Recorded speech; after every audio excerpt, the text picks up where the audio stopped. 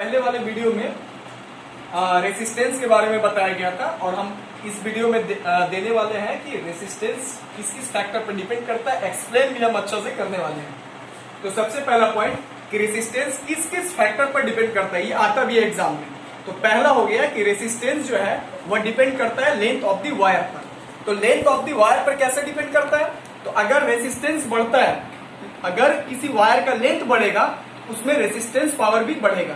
मतलब अगर वायर की लंबाई हम बढ़ाते जाएंगे तो रेसिस्टेंस क्या होगा, बढ़ेगा और करंट जो फ्लो करेगा वो बहुत स्लो हो जाएगा। और वो कैसे होगा, इसको हम बोर्ड पर एक्सप्लेन करते हैं। तो सबसे पहला पॉइंट कि फैक्टर डिपेंड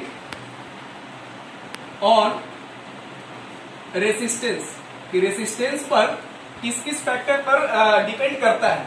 तो सबसे फर्स्ट में आता है कि रेसिस्टेंस आर सिंबल लेंगे, ये डायरेक्टली प्रोपोर्शनल होगा एल। एल का मतलब हो गया length of the wire, length of the wire.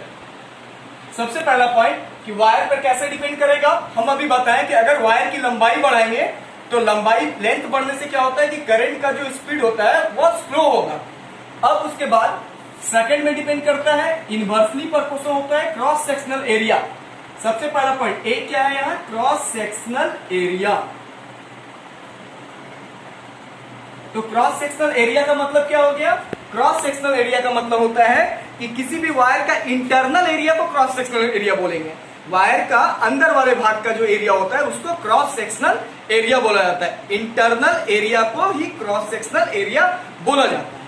अब उसके बाद इनवर्सली, इनवर्सली का मतलब हुआ कि अगर एरिया बढ़ेगा तो रेसिस्टेंस क्या होगा, घटेगा। सिंपल सा लैंग्वेज हम बता रहे हैं, जैसे एक वायर है, इस वायर का थिकनेस, अंदर का जो एरिया है वो यहां पर हम दिखा रहे हैं, कुछ भी हो तो इसमें अगर 220 वोल्ट का वोल्टेज पास करेंगे तो इसमें जो इलेक्ट्रॉन होगा वो फ्लो करेगा इस वायर में। अगर इस वायर का हम मोटाई बढ़ा दें तो इसमें जो है इसका स्पेस बढ़ गया, अंदर का एरिया बढ़ गया, जिससे कि इलेक्ट्रॉन बहुत आसानी से फ्लो कर जाएगा। एरिया बढ़ने से इलेक्ट्रॉन बहुत ही आसानी से फ्लो करेगा। मतलब फिर से एक बार समझाते हैं कि अगर इसमें इलेक्ट्रॉन्स, मान लो 2 इलेक्ट्रॉन्स फ्लो करना है इसको इस एरिया से, तो इस एरिया में भी इलेक्ट्रॉन फ्लो करेगा। इसमें लेकिन एरिया का हिसाब से ये बहुत कम है।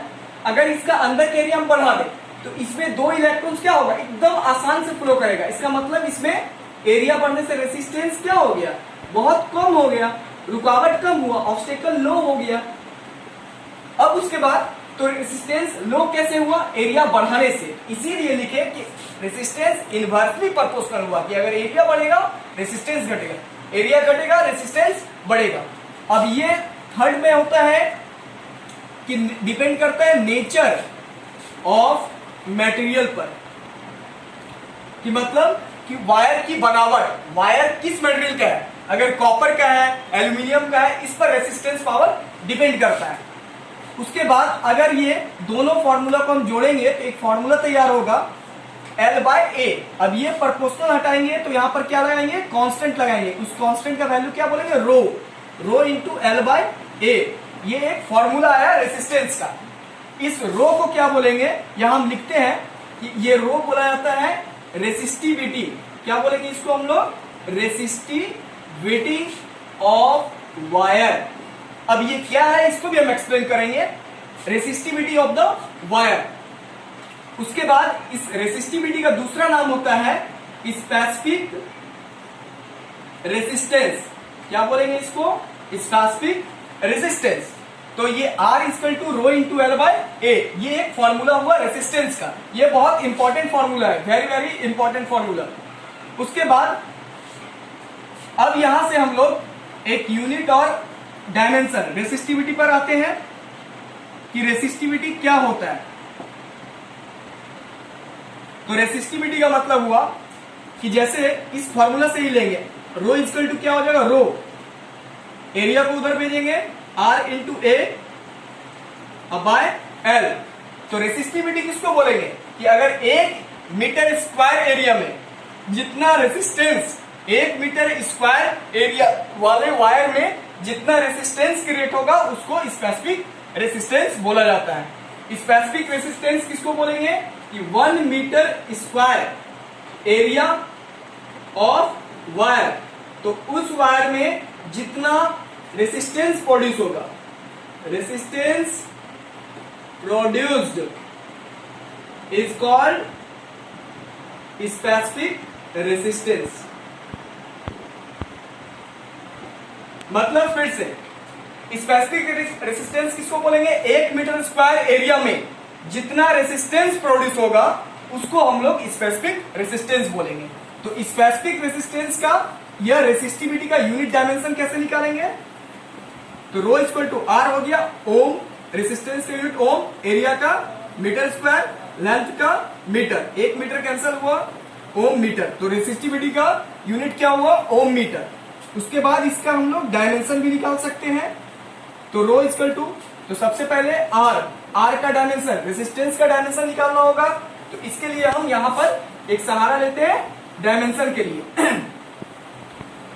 तो रेसिस्टेंस का डायमेंशन यहां से आते हैं, V equal to I R, तो R equal to V by I, यहां से डायमेंशन निकालेंगे। तो V हो गया वोल्टेज, तो वोल्टेज का डायमेंशन के लिए हमको क्या करना होगा, जो हम पहले वाले वीडियो में भी बताए हैं, रेसिस्टेंस का डायमेंशन। तो E equal to V by r, तो V इक्वल टू होता है E इंटू आर, तो E हो गया electric field force per unit test charge into r, तो फोर्स का डायमेंशन MLT-2, चार्ज का 80 इंटू लेंथ L। अब R इक्वल टू वोल्ट के प्लेस पर पुट करेंगे, ml स्क्वायर यहां से कैलकुलेट करके T ऊपर जाएगा -3 एम्पियर इनवर्स 1 डिवाइड एम्पियर। अब रेसिस्टेंस का यहां डायमेंशन डाल दो, तो ml square T-3 ampere inverse 2 into area L square divide length का L, L कैंसिल हुआ, तो ml cube T-3 ampere inverse 1, ये हुआ रेसिस्टिविटी का यूनिट एंड डायमेंशन। ये एक कंप्लीट पोर्शन। ओके।